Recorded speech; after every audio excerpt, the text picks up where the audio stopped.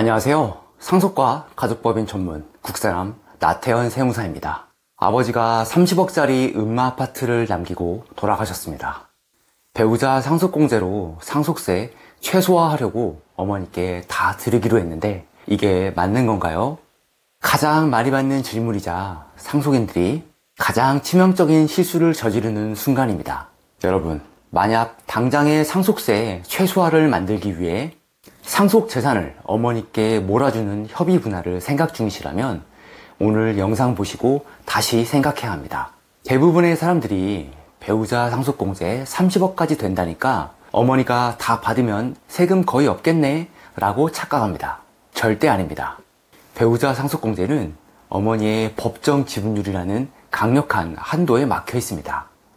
또한 강남 재건축 아파트는 당장의 상속세보다 나중에 더 큰 문제를 불러옵니다. 오늘은 실제 상담 사례를 질문 형식으로 재구성해서 강남 재건축 아파트는 향후에 어떤 문제가 나비효과처럼 있는지와 배우자 상속공제의 함정은 무엇인지 낱낱이 파헤쳐 드리겠습니다. 영상 원문의 내용과 법령 참고가 필요하신 분은 고정 댓글에 국세남 블로그를 클릭해 주세요.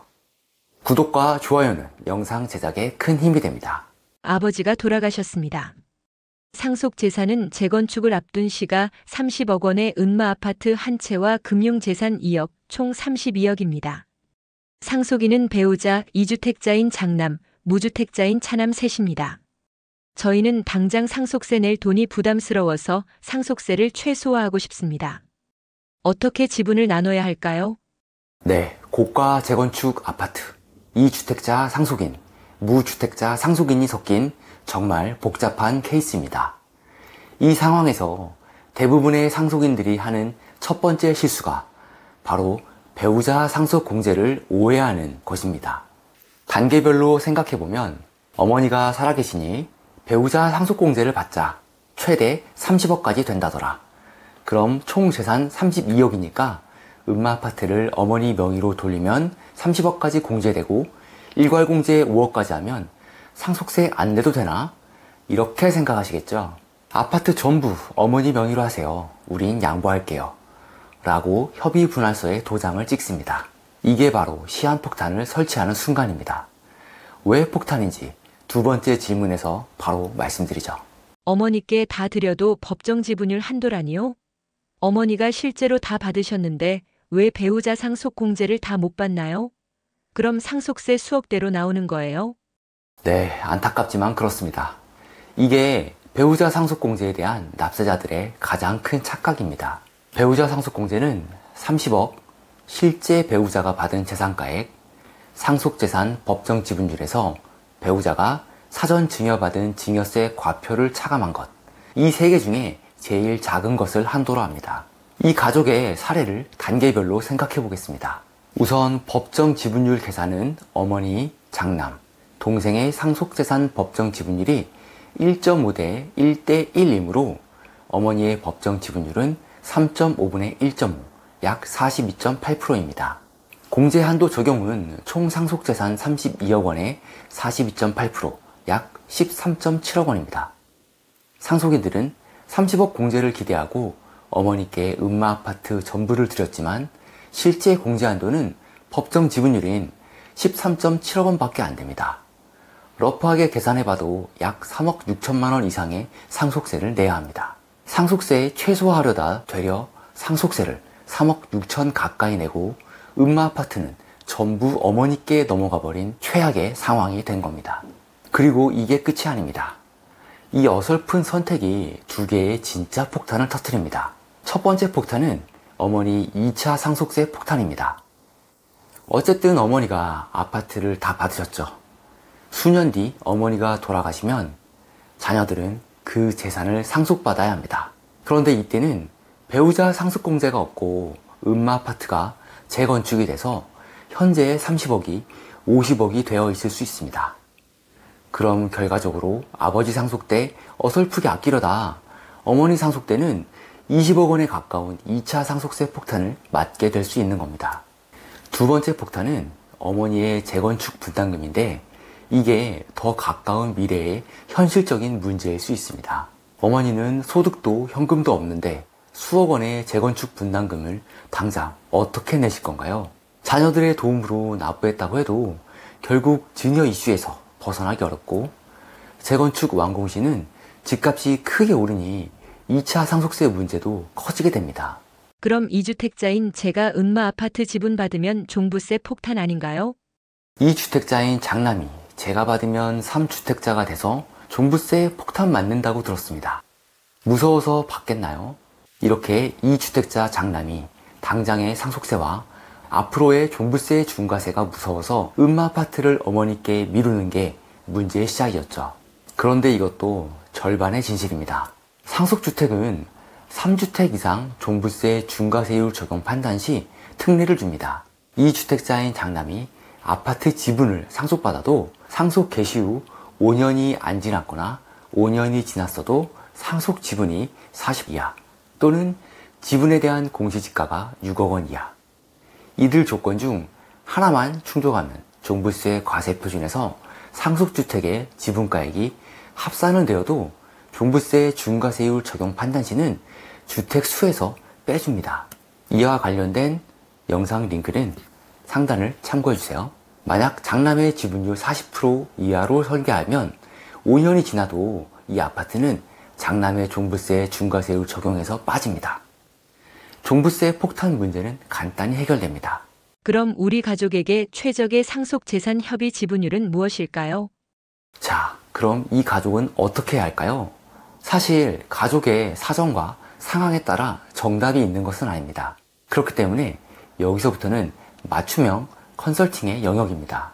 이 가족의 문제를 완벽히는 아니더라도 고객에 만족스러운 결과를 주었던 최적의 협의 분할 솔루션을 공개합니다. 목표는 첫째, 어머니의 2차 상속세 최소화와 재건축 분담금 재원 마련. 둘째, 2주택자 장남의 종부세 폭탄 방지. 셋째, 무주택자 동생을 이용한 취득세 최소화 전략. 국세남의 솔루션 예시입니다.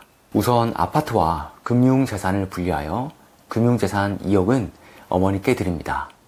이걸로 재건축 분담금의 일부 재원으로 쓰시거나 생활비로 쓰시면 됩니다. 자금 출처가 명확하죠? 그리고 아파트 30억은 3명이 공동 상속합니다. 어머니 30%, 무주택자 동생 35.1%, 2주택자 장남 34.9%.